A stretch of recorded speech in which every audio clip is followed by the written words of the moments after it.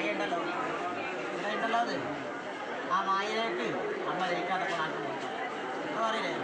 വേറെ പൈതങ്ങൾക്ക് പറയാനുണ്ടോ? പൈതങ്ങള്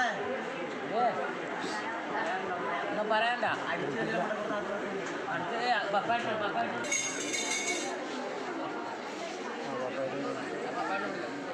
അതുകൊണ്ട് എല്ലാവരും ഇവിടുത്തെ കാര്യങ്ങൾ അന്വേഷണം കഴിച്ച് ഇത് ഭംഗിയായിട്ട് കൊണ്ടപ്പെടുത്താൻ തക്കണം. വേറെ പത്താമതെല്ലാം ഭംഗിയായിട്ട് ജീവിക്കുകയാണ്. എൻ്റെ ഭാഷയിലോ കരിക്കറ സ്ഥലം കൊണ്ടിരിക്കുന്നല്ലേ അല്ലേ?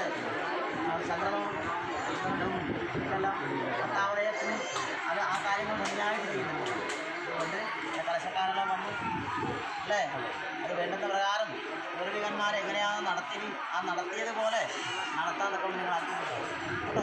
ഇവിടെ ഞങ്ങൾ ഒരു ബുദ്ധിമുട്ടും കൂടാതെ എല്ലാവരെയും രക്ഷിക്കും. നിങ്ങൾക്ക് ദുഃഖങ്ങൾ വരുന്ന കാലത്ത് ഞങ്ങളെന്നേക്കുള്ളതായ പാദത്തിലേക്ക് നമിച്ചോ കേട്ടോ വൈദ്യങ്ങളെ.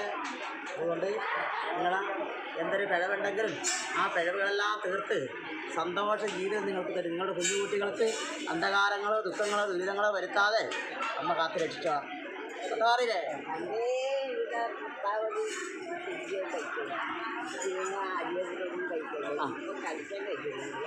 ആയിക്കോട്ടെ, അതെല്ലാം കാലത്തിനനുസരിച്ച് അല്ലേ, കാലാവസ്ഥക്കനുസരിച്ച് ഓരോരോ പ്രാർത്ഥനകൾ വരുമ്പോൾ ആ പ്രാർത്ഥനയെല്ലാം അല്ലേ ഒരു കാലത്ത് ഇങ്ങനെ ഇടവിരുന്ന് കൊണ്ടപിടിക്കലല്ലോ ഇവിടെ.